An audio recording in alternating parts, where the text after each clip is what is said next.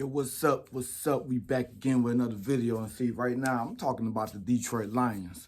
Dan Campbell, the mistakes, the close losses. Oh, man, you lose by a field goal 3 times. You're in every game. The games you're getting blown out. You're coming back. Yeah, you could say stat pad and then the other team to put in their reserves, whatnot. But these are the facts. You have been fighting in every game. Every game. And I'm going to tell you this. This right here, this explosion, imploding of the Detroit Lions is not Dan Campbell's fault. It's not Dan Campbell's fault. You know, if you want to put the blame somewhere, if you really want to put the blame somewhere, you put the blame on Brad Holmes. Okay? You put the blame on Brad Holmes. But we're not going to do that right now. We're not going to do that right now. Because, you know, the Lions, once again, I hate to keep on bringing up, but these are the facts. You traded Matthew Stafford for another former first-round pick in Jared Goff. Jared Goff has been to the Super Bowl. Jared Goff has won playoff games. Matthew Stafford has not. Matthew Stafford has had Megatron, Marvin Jones, do I even dare say Roy Williams? Did he have Roy Williams at one time? I think he even had Roy Williams at one time. You had Reggie Bush. You know, you had talent around you, tight ends. Ebron, who seems to be having no problem in the Colts organization putting up numbers season ago or whatever. You had Pettigrew, who all he did was score touchdowns. Couldn't catch the ball outside the end zone, but he scored touchdowns when he did get down there. You know, there has been talent around Matthew Stafford in Detroit. Golden Tate, Nate Burleson, just to name a few other players. But then you get this Jared Goff character, right? You get Jared Goff here. And you had, if I'm not mistaken, you had Marvin Jones Jr. under contract. You let him go. I think he's in Jacksonville now. You had Golden Tate. We traded him when Stafford was here.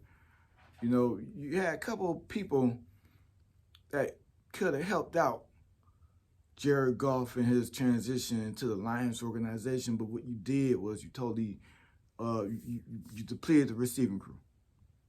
You signed Terrell Williams from the Raiders. That was a bad signing, Brad Holmes. You know, I can't, you know, right now I understand this is a rebuild. This is a rebuild. So we're going to treat it as such, as a rebuild, and we'll say, okay, at this rate, you're on pace to get maybe the #1 pick, providing y'all don't find a way to screw that up, right? So I think with that #1 pick, you gotta go and get that defensive end from Oregon. You know, I'm gonna call him KT.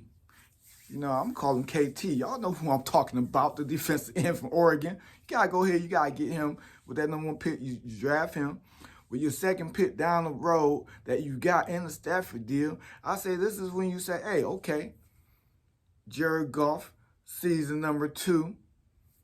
Because we're tied to you, we're married, the money is in you, we're going to get you some help. And you got to go out there and you got to draft Justin Ross, if he's available, right there with your second first-round pick. That gives Jared Goff a bona fide, and I'm going to say this out, I'm going to say he's going to be a #1 receiver, #1 option. It gives him a #1 option to start getting rid of some of these excuses. Because Cephas just ain't cutting it. Brown just ain't cutting it. You know, it's bad y'all saying these receivers is getting open, but it was a point, yeah, they was getting open, but they couldn't make the catches. Or else they was running the wrong routes. When you got that going on with a quarterback and the pressure's on the quarterback, you know, you start holding it. You start holding it. So he was trying to force in some passes early on. And, you know, he got 4 interceptions on the season, maybe 4 fumbles, so anxiety kicking in. You're working with a new offensive line, new center. You know, this Lions team, they're not used to a quarterback coming out, changing the play at the line of scrims or doing blitz reads. So you're going to have mistakes. You're going to have mistakes, and it's going to be bumpy going down the road. But this right here, this is not Dan Campbell's fault. It's a team that's depleted of talent on the defensive end and in the receiving core on the offensive end. Call it what it is. You let Jamal Agnew go. Took away a kick returner and a person who could run the offensive screens on offense. You took away the talent, Brad Holmes. You didn't bring in talent behind the talent. So now we have a bunch of project players that you're trying to build up. Trey Flowers, overrated. Brings pressure. How many sets do we get? Not many. Wasn't even getting sets, with the Patriots, if you ask me, but that was part of that Matt Patricia bond where you signed him, right? Jamie Collins didn't pan out. So we're right here with this. Brad Holmes, you're going to go into season number 2. Granted, this is still only the first season in. It's only week 6 or week 7. I get it. It's too early, but no, it's not too early because the season is over with. Do not screw yourself up by trying to win the rest of the games. You're not going to make the playoffs. You're not going to win a Super Bowl. So you take the first spot in getting the draft pick. This is what you want to do. This is what you need to do to be successful. And I named the 2 people that you need to draft in the first round with the extra draft pick, because these people will upgrade the team right away. Cornerbacks down the road. We need corners, but if you can actually get to the quarterback, if you can actually get to the cornerback, the cornerback situation kind of tightens up, because if you really think about it, you got some young talented corners on the Lions team. There's some young talented corners on the Lions team. Yes, indeed. Yes, indeed. But I'm gonna end this right here. Yo, Dan Campbell. This season, I know it.